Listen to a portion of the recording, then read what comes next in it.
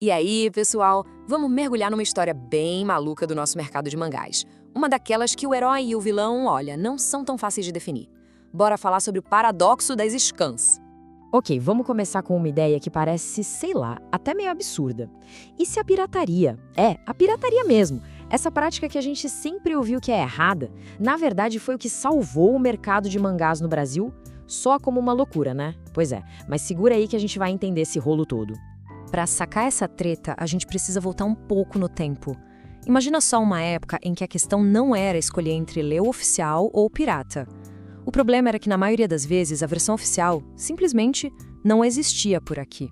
Pensa naqueles mangás clássicos, obras que todo mundo fala que são geniais. Por anos e anos, um mangá como Berserk, por exemplo, era impossível de achar para comprar no Brasil. A única opção legal era não ler. Simples assim. E não era caso isolado, não. O Vagabond, por exemplo, mesma história. A lista de obras-primas que não chegavam oficialmente aqui era gigante. Tinha um buraco enorme no mercado, com um monte de fã querendo ler e sem ter como. E é nesse cenário que aparecem os escaleradores. Imagina o seguinte, eram grupos de fãs que, por puro amor à obra, faziam um trabalho de formiguinha. Eles escaneavam as páginas, traduziam, editavam e disponibilizavam tudo de graça na internet. A motivação não era grana, era fazer com que mais gente conhecesse a história que eles amavam. E é aqui que o roteiro dá uma virada sensacional. Esse movimento, que na teoria era totalmente legal, acabou tendo um resultado que ninguém esperava. Ele, meio que sem querer, ajudou a criar as fundações do mercado de mangás que a gente tem hoje. Pensa só no efeito dominó que isso causou. As scans popularizaram títulos que ninguém aqui conhecia, criaram uma galera que se apaixonou pelo formato do mangá e, o mais importante, elas gritaram para as editoras: "Ei, tem gente querendo comprar isso aqui." De quebra, ainda formaram comunidades de fãs super fortes. Na prática, fizeram a pesquisa de mercado inteira, e de graça. E é óbvio que as grandes editoras estavam de olho nisso tudo. A Panini, por exemplo, percebeu que já tinha uma legião de leitores formada, só esperando uma versão oficial com qualidade para finalmente poder comprar. A JBC também sacou essa jogada. Eles viram que não precisariam começar do zero, tentando convencer o público. A galera já estava lá, já amava a obra, era um público garantido. E não parou por aí. A New Pop e várias outras também entraram na onda.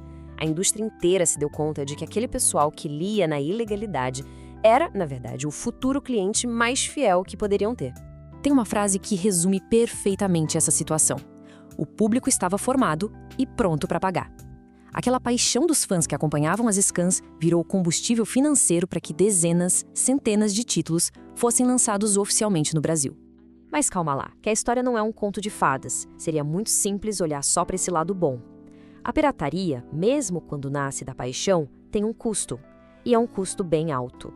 É uma balança complicada. De um lado você tem a paixão dos fãs, a vontade de ter acesso, de criar uma comunidade. Do outro tem o prejuízo real para os criadores. Direitos autorais violados, zero retorno financeiro pelo trabalho deles e um dano bem grande para a indústria como um todo.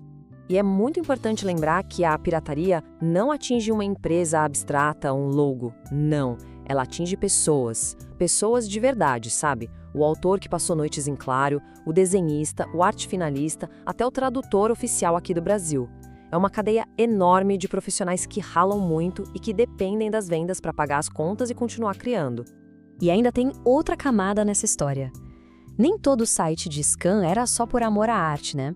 Muitos deles começaram a colocar um monte de anúncio, a lucrar em cima de um conteúdo que não era deles. Aí a coisa fica bem mais complicada e a linha entre fã e aproveitador fica bem borrada. E aí, como é que a gente fica? O legado das scans é super complexo. É uma história que se equilibra numa corda bamba entre o que foi legal e o que foi, sem dúvida nenhuma, transformador para nossa cultura pop. Parte da culpa por esse cenário, vamos ser honestos, foi da própria indústria japonesa. Gigantes como a Shueisha, a dona da Shonen Jump, demoraram demais para entender o tamanho da fome do público mundial. Essa demora em criar alternativas legais e rápidas abriu a porta para a pirataria. Só que a indústria prendeu. Ainda bem, a resposta veio com plataformas como o Manga Plus, da própria Shueisha. Hoje a gente tem acesso legal, ao mesmo tempo que o Japão, e muitas vezes de graça aos capítulos novos. É outra realidade. Isso mostra que a mentalidade mudou. As editoras entenderam que não adianta só combater a pirataria. É preciso oferecer um serviço melhor. O fã não quer algo necessariamente de graça, mas quer acesso rápido, fácil e de qualidade. As scans provaram isso da maneira mais dura. No final das contas, a gente volta para a pergunta inicial. A pirataria foi vilã ou uma aliada inesperada? Talvez a resposta não seja nem uma coisa nem outra.